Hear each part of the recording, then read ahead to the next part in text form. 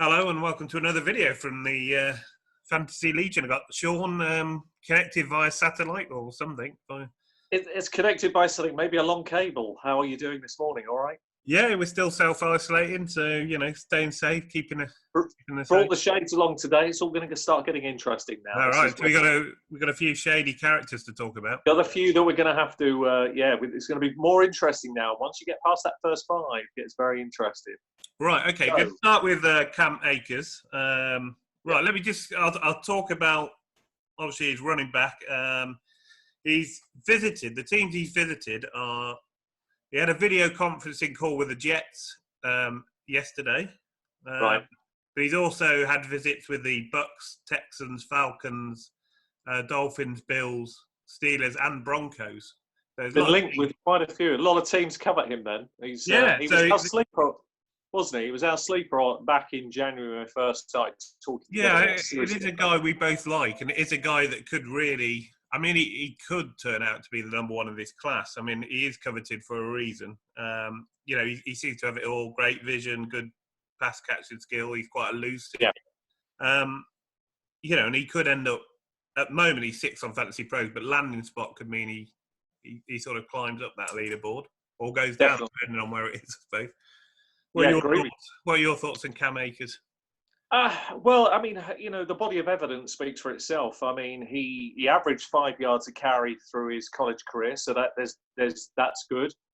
He was absolutely shined in the big lights. So particularly in the Senior Bowl, he was electric. I mean, in the key moment of your college career, not only that, but his whole college career was great. But in those big games, big moments, he was a light bulb. He really shone out. That's really what someone you want who's he gets better in the big key games. He gets better when the lights are on, and he gets better when the microscope's on him. And that tells me he's a big game player. He's a player that really rises to the occasion. He's switched on all the time, but he just seems to thrive more when the pressure's on and the game's in his hands. I love that. His 2019 tape is excellent. He had 14 touchdowns. There's nothing you can really knock against him. The one thing I would say, if you look at him from a coaching perspective, is he has a very unorthodox running style. But I think that's really good in the modern NFL. You see, we've got so used now to players to fit certain ways of being. They have to fit a certain pattern. They have to fit a certain spark score. Unorthodox is good these days. When you get a chance to see the CD Lamb video that'll be coming out very shortly, or may well be out when you watch this one, he's unorthodox. So's this guy, and there's nothing wrong with that. He gets the job done, and that's what I'm looking for as a GM. Can he do it for me? The only landing spot I don't like out of all the ones you've listed, really, I don't think it'd be the best fit if he went to the Jets. Personally, I just don't like the team. But if he landed in any of those others, I'm kind of excited to see what this kid can do. And you're absolutely right, Al. It could be, when you look back in a couple of years, he is the 101 from this class. So the Jets have already said, well, they're not overly enamoured with Bell. So maybe if they could trade Bell and get, Akers in, I think Jets fans might see that as a good bit of business. Well, you never mind a kid if he looks like he's going to get all the work. I can easily be persuaded.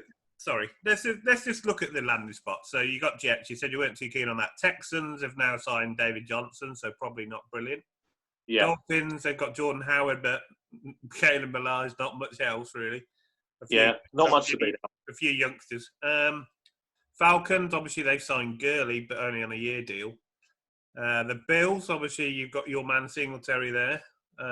People, that's a good point. I mean, but the people will criticise that will destroy Singletary's value. They forget he doesn't need a lot of touches. He'd actually be a really good fit. The two of them together could be really good. A 1-2 punch, and they can both do it all, really, can't they? So if they both get about 200 carries.